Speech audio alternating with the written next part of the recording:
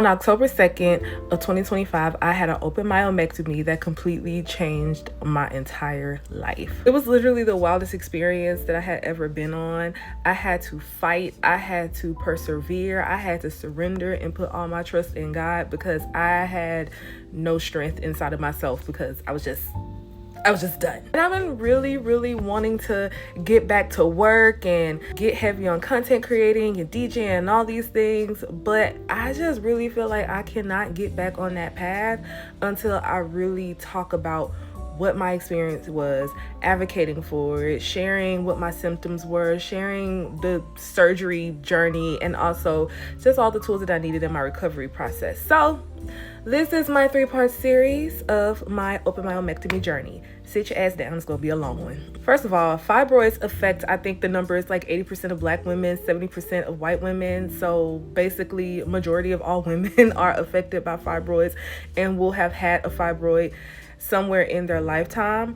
I pray to God that that number is lower and lower as time and technology continues to go on. But we all know that when it comes to women and women's health, the doctors don't be really giving a shit for real, which is why I ended up having a 27 centimeter, 5-pound fibroid that I needed to get rid of via open myomectomy due to medical neglect. For a long time, I knew that something was wrong with my period. I had really horrible periods, lots of pain, lots of cramps, periods so bad that I was throwing up all over the place, sometimes throwing up and pooping at the same time. So imagine me on the toilet, but also trying to grab the trash can and like throw up and shit. And I'm losing my mind because how are things coming out on both ends? And on top of that, sometimes it would get to the point where only acid would come out, you know? Oh, by the way, we're gonna get really into the details. So I mean, if you got a weak stomach, I don't know, trigger warning. Before 2020, I would go to my doctor and get a pap smear, and I would try to tell them like, hey, I think something's going on down here. When I lay down, I see that one side of my belly is like higher than the other. I also have really painful periods. I have to take off work sometimes. 2 weeks before my period starts, I feel like I want to myself because, you know, it's just a lot to deal with. I had doctors who would straight up tell me, well, you know, I just kind of gave you a little pap smear, a little exam, and you know, everything was fine. I do not know how you're going to see all the way in my uterus from my vagina, but you the doctor, I guess you know more than me. I guess you know more than my body, so whatever. So the doctor kept denying me any type of further medical examination. This is when I was living in Dallas. Fuck that doctor. I hope you lose your license, but let's move on. To December of 2021, a few months after I had moved to Los Angeles, California. One night, I was having another episode where I was throwing up and pooping at the same time for hours in intense pain on my cycle. And I just had a moment where I just really thought I was gonna die, and I had just kind of like surrendered to the fact that like I think I am about to lose my life.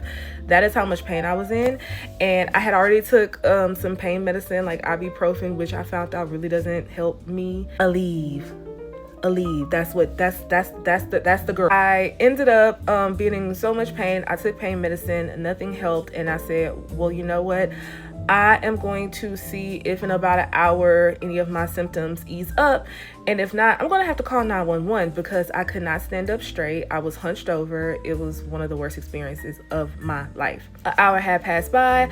I had to call 911. Call 911, went to the doctor. Of course, they were like, stop moving. And I'm like, I had to tell them, like, I am a human being and I am in pain. So, no, I won't stop moving. Hurry up and give me some goddamn pain medicine so maybe I can relax. So after that, they thought they were going to have to give me an emergency surgery because they figured maybe this is my appendix that ruptured, but they had to go ahead and give me an MRI. And through that MRI is how we found out that I had a 7 centimeter mass on my uterus and that I would need further ultrasounds and things like that in order for me to figure out what it is. So I go back to my primary care doctor at that time, a Nigerian lady, no shade, but then she got me my referral to get my ultrasound. Went and got my ultrasound. Took them months to give me my results. I had to really fight for that.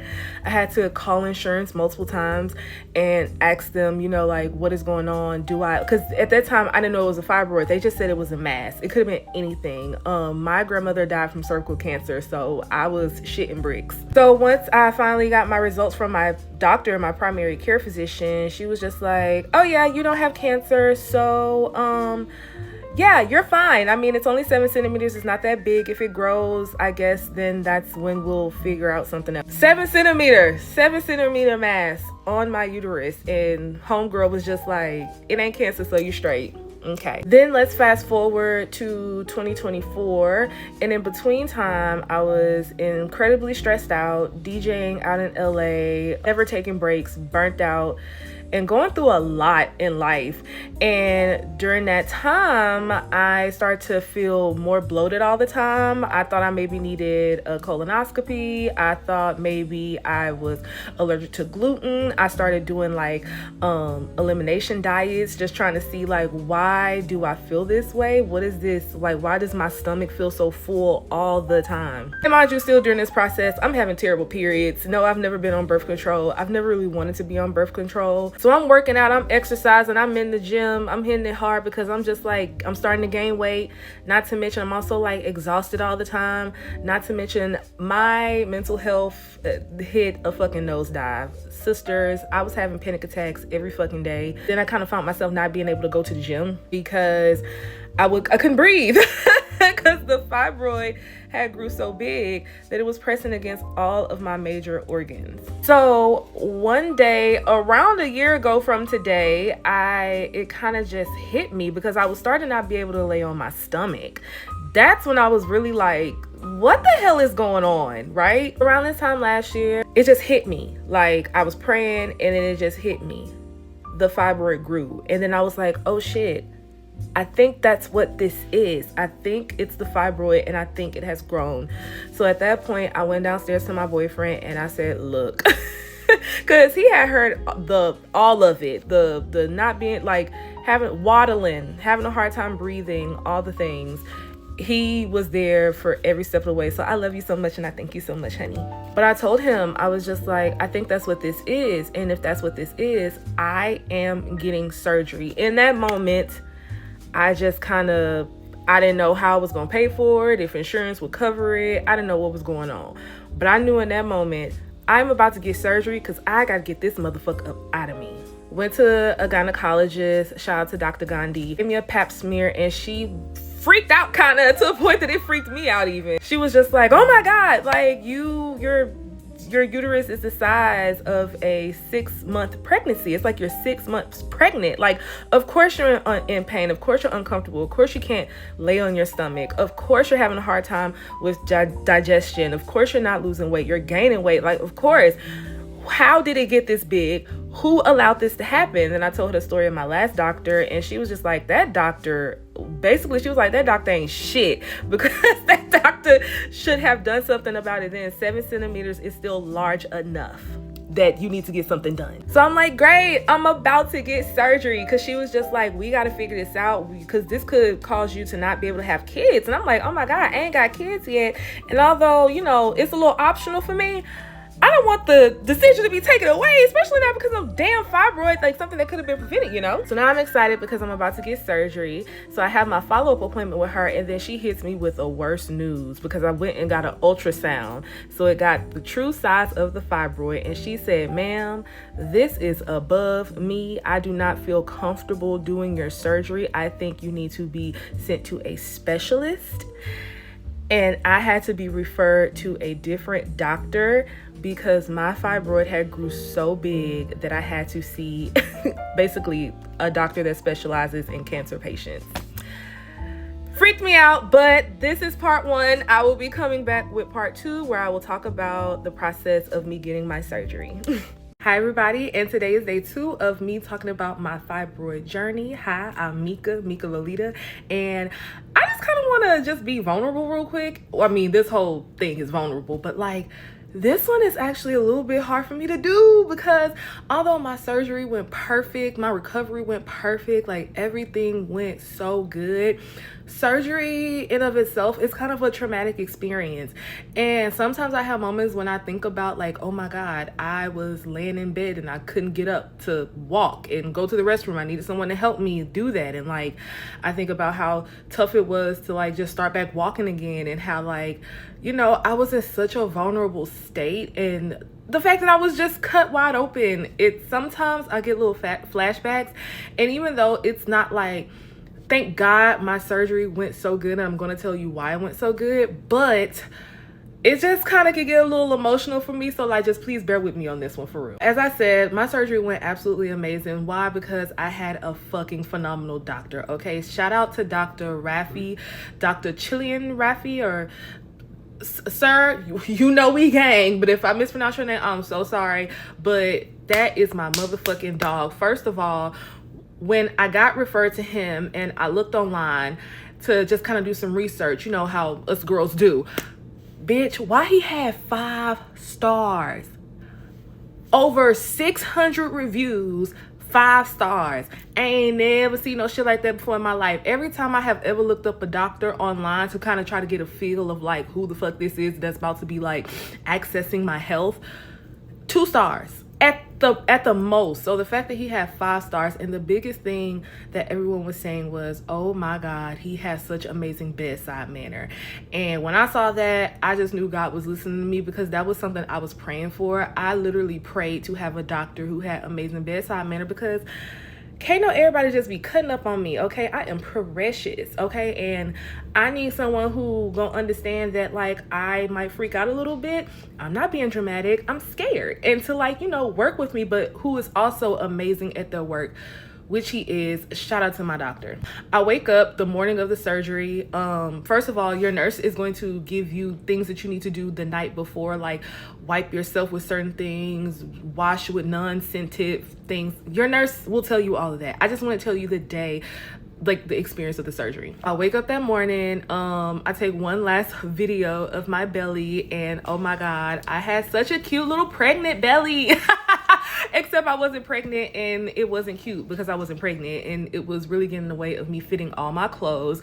I still do not know what size I am right now because my body is fluctuating from one size to another. It's a lot. But the morning of, I'm nervous, but I done prayed all my prayers. I done put on my oil. I done did my healing baths. I done talked to the ancestors. I've done everything I can do. We here now. So I actually felt a sense of calm, and I just knew like this is not the time for me to give into fear. I have to give only into faith. I have to look faith in the face, hug it, love it, and just stay centered in faith. So my boyfriend drives me. He's, like I said, my baby was with me every step of the way. Love you so much, Stinky. We get to the hospital, we check in, all these things. All of my nurses was so nice. My surgery was at the Venice Hospital in Pasadena.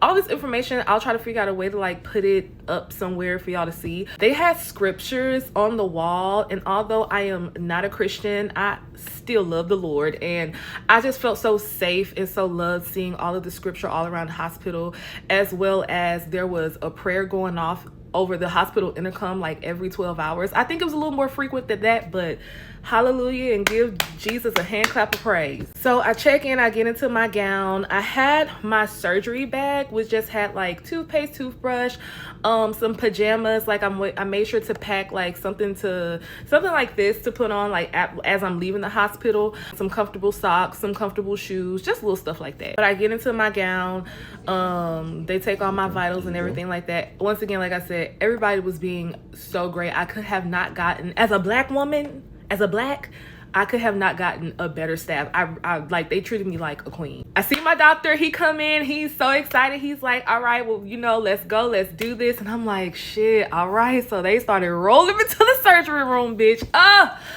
It was getting very fucking real. And as soon as I get into the surgery room, I see nothing but men. And I'm like, because as a woman, I don't want to be unconscious with this fine body, yada yada, and I'm only in a room full of men. But then I saw a lady nurse come in, and I felt very like, all right, sister. Like, so they go ahead and they hook me up, and then the anesthesiologist, he was like, I'm going to give you a little something. It's going to feel like a glass of wine. It isn't the big one yet. And I said, okay, I love a good glass of wine, so go ahead and let's do this. He gave me that. I instantly felt relaxed. Me going over wasn't like, oh, I don't want to do this. No, it was very much like, oh, this is nice. And then I was gone. I was out of there. And then I wake up hours later in like the waiting area, like the post-surgery waiting area. Once again, my nurse was so sweet. He prayed over me. Baby, the angels was all around, okay? Now, because of the size of my fibroid, my doctor was saying that he thought that he was gonna have to do a vertical up and down incision. Now, I'm still young and turned, okay? Yes, I'm in my 30s, but I'm still a hot girl, and I wanna wear crop tops, and I'm not trying to have no big ass scar on my tummy that is super visible over a fibroid. I'll give that scar maybe to my child. Don't really want to give it to my child either, but I definitely did not want to have that scar because of fibroid. So I expressed my grievances to my doctor, and he was just like, listen, I'm gonna try to do what I can. I really won't know until you are under to see what we can do. And so he did it. And he was so proud of himself. After I was in the waiting room and I'm coming out of the anesthesia, I'm really not knowing what's going on, but I was very present. There's no silly video of me cursing people out. I was only calling for my boyfriend because where's my man? Hold my hand.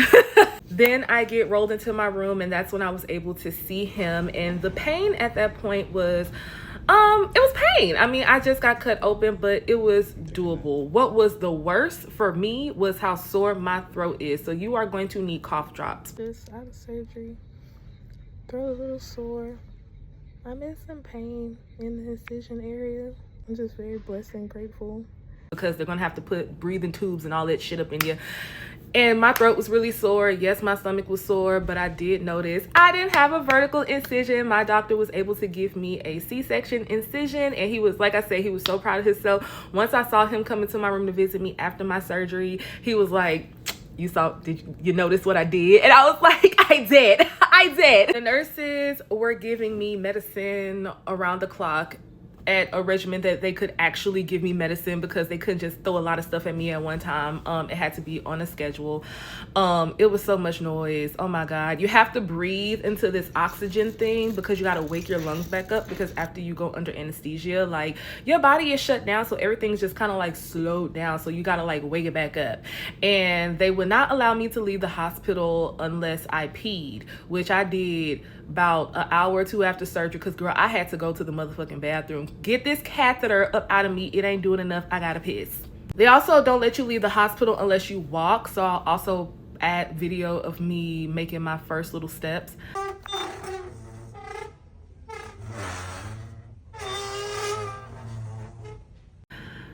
The pain, I was just vulnerable. Yes, it was uncomfortable. I want to say things were just more so really uncomfortable than to just say, oh, I was just just in dire pain. Baby, in today's world with all this modern technology and medicine, they got drugs. They got drugs for the pain, babes. You don't got to worry about that. Pro tip, your nurses, they are going to ask you, what is your pain tolerance? Baby, I told them 0.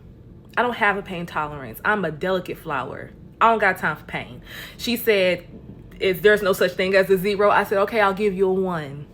Give me the meds. I'm in pain. But all in all, my surgery went absolutely perfect. I didn't have any hiccups at all, as well as my recovery went perfect, which I'll be talking about in my next video, as well as tools that you'll need for your recovery. But I stayed in the hospital just overnight, one night. They let me go the next day, like around 6 p.m. My man stayed outside by my side the entire time. I love him down. Like, oh my God. I will talk more about that in recovery, because I had to really lean on him, and the fact that I had to really lean on and trust the man, babes. But all in all, when it comes to your surgery, all you have to do is show up. You just have to show up. You don't have to do anything else. The biggest part is showing up, and what will help you show up is having faith. Take your health serious, put yourself first, and fight for it. Okay I love you. See y'all tomorrow. Hey everybody, I'm mekalolita, and this is part 3 and the final part of my fibroid journey. So first things first, I just made 20 weeks post-op. Make some noise. Make some noise. Give a hand clap of praise. And today I really just want to go over everything you're going to need, everything I went through in my recovery. Like I said, I had a great recovery. My surgery went without any hiccups. My recovery went without any hiccups. I think that's because I had a great doctor. But with my recovery, I also know that the way I prepared, oh my God, I prepared so hard. When I had my surgery, like when I came back home, I was just like, wow, I really did that. I had everything I needed. I did so much research. And so I have a list, and I will have the list in my FYI, which you'll be able to find like on my profile. It's an Amazon list of everything that you need. So this is a one-stop shop. You can just add it onto your list, some of the stuff you already got, but let's get into it. So first and foremost, the main thing you're gonna need is support. Now listen, Black women, I know we like to think we can do everything on our own. We're hyper independent because we've had to be, because of the way society has, made us, but you gonna need help. Ain't no way you finna get through this on your own. You need your core muscles to wiggle your toes, okay? So, and that's finna get sliced through. All right, so you gonna need help. You gonna need bodies. Now I know some of you are thinking, oh my God, I don't got no body. Yes, you do. A saying that I have been repeating a lot that my grandma always told me is that God is not gonna close the door for you without giving you a window to open up. Okay, when there's a will, there's a way. You may have a friend, a coworker, somebody, and if you feel like you don't got nobody, pray about it and let God ding, ding, ding, get in your mind and let you, oh, I can call this person and have them help me. You're going to need somebody for at least the first week. At least the first week, you're going to need someone to help you get up, get down. And I just want to, like I said, take this time to really thank my man. Shout out to my stinky dinky. I love him so bad. He was there for me with everything. I was so vulnerable, and he had to help me get in the car, get out the car, drive me home. This man wiped my ass multiple times because I could not reach back there and wipe my own ass. Love. I'm gonna make an honest man out of him. Also, the 9-year-old Ezra, I love him so bad. Him just being a ray of sunshine, his giggles, his laugh, him coming in to check on me, how you doing, giving me a hug. Imagine a cute ass little 9-year-old asking you if you all right. Shit, if it was something wrong, it ain't nothing wrong no more. You came in here with all your joy. You made me happy. Now, as I said, my recovery really went without any hiccups because I overly prepared. So here is a quick list of all the things you are going to need. First and foremost, you are going to need a wedge pillow because, sister, if you think you're going to be laying flat on your back and then getting all the way up to get up and go to the bathroom or to eat, you ain't gonna be able to sleep flat on your back after this. You're gonna need to be lifted up a little bit, so you're gonna need a wedge pillow, okay?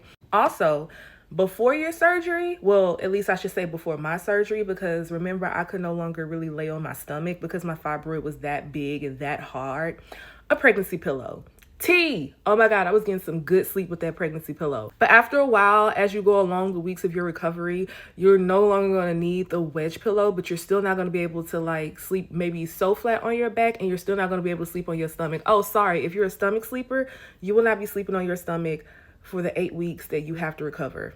I'm so sorry. But with the pillow, you can do a child's pose, which is a yoga position, and put a pillow on your stomach to give your back a break and to give your shoulders a break, because it's gonna be uncomfortable, but girl, you gotta do what you gotta do. You're gonna have to get through it. I got a peri bottle sprayer, so I can basically, it's like a personal little bidet, so I can squeeze down there, make sure I'm cleansing real good, all in my cootie cat. Gonna need disposable underwear. I like the Frida brand. I have it all in the list. You're gonna need a grabber reacher thingy. I really don't know what it's called, but it's like a little, little grab tool that you can use to pick up trash. You're gonna need that. It's gonna help you pick up stuff. You do not wanna drop something and then have to bend all the way over to pick it up. You are gonna need a walking stick. You're gonna need a walking stick for the first few days. I really suggest you get one, please. You wanna get you some short nightgowns. That way you can easily just go use the restroom and do your thing and, be comfortable. You don't want nothing tight around your waist at all. You're gonna need some period panties because you will not be able to use tampons for the during your recovery. You're not gonna be able to use tampons at all. You're not gonna be able to stick anything up there. No sex, no nothing.